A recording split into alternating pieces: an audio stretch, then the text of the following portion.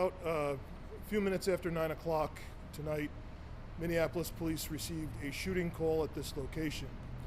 Police officers arrived and found a 14-year-old male on the ground on the property here behind me, suffering from at least one gunshot wound. Officers provided medical aid, trying to stop the bleeding, as well as initiating CPR. The teenager was transported to the hospital, where he was later pronounced deceased.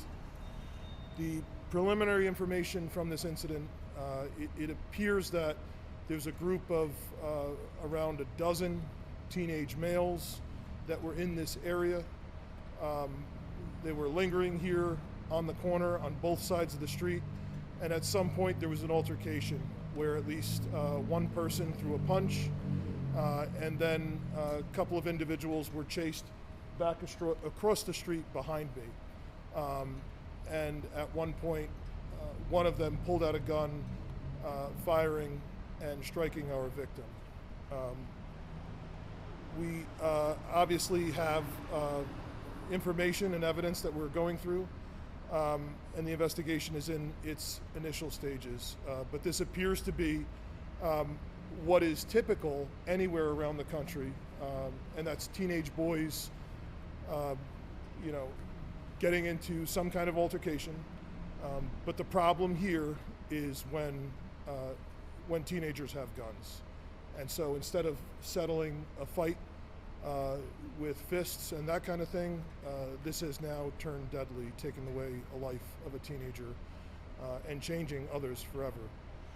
While we were here, as you know, about an hour later, there was police officers who called in shots fired in the area of 11th Avenue South near Elliott Park.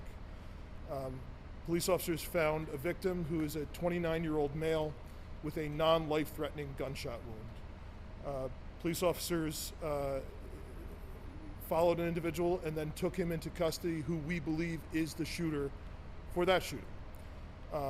And just to be clear, we believe that has no connection to this whatsoever.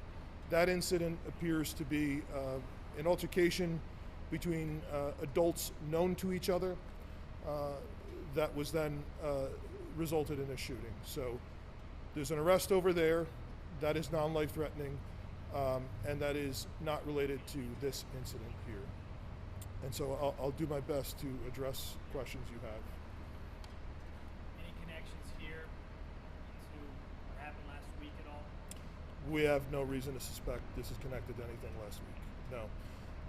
The victim in this case is known to us, and this is not the first time he's been the victim of a shooting. Sorry, that was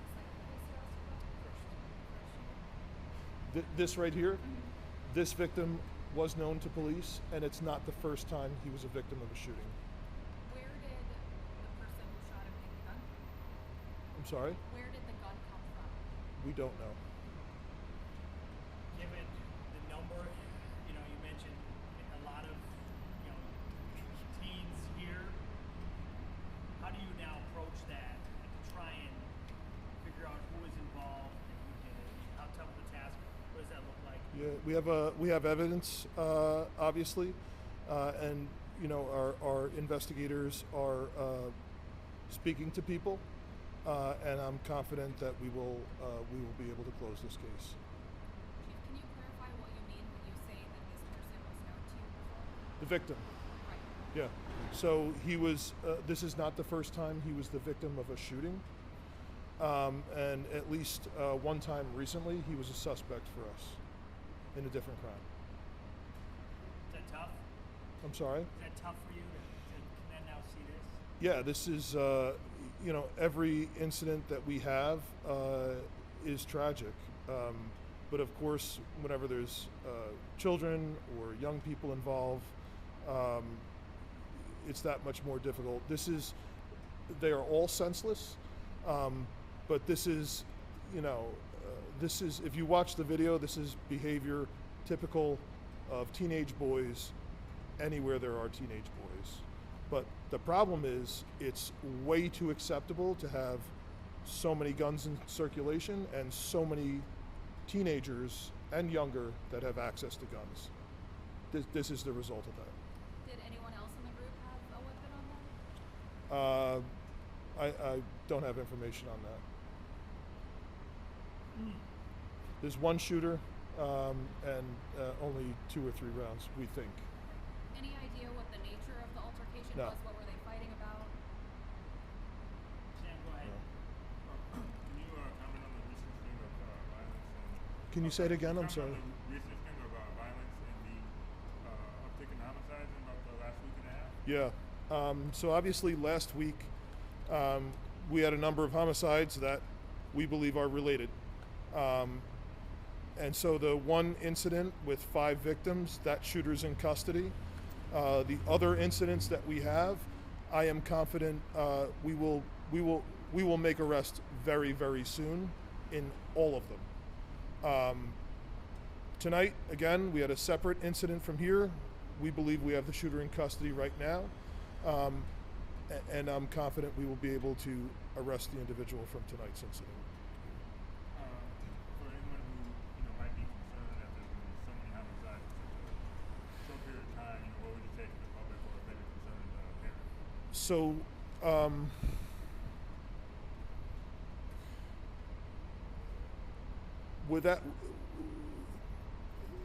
with the exception of this incident, these other incidents all involve individuals who run with each other. They're known to each other. The tough part about this for any parent is we don't know who our kids are hanging out with once they're outside of our home. And obviously we do have a problem with kids that have access to guns. So the best advice I could say for parents is just to make sure you know who your kids are hanging around. Chief, what's on your heart as the leader of the Minneapolis Police Department at this point in time? You were praising how nonviolent things were for a long time before this past week and a half happened. Yeah. It's been a very, very difficult week for the community. I want people to know that while it has been a tough week, the police officers here have been working hard, and we're going to continue to work hard, not only to bring those responsible to justice, but also to continue to try and prevent things. Even in the midst of all of this, our officers arrested over the weekend 2 individuals, and I think tonight we brought the 3rd person into custody related to a shooting homicide on West River Parkway, just north of here. Police officers arrested 5 juveniles right after they carjacked a person over the weekend and fired shots. There's been a lot of work that the police have been doing, which is positive because, in each one of those incidents, without those shooters taken off the street, without those illegal guns taken off the street, who knows how many more lives potentially in the future we could be dealing with. But this has been a bad week. But I do believe, just from what everyone in the community has told me, that they believe things have turned around.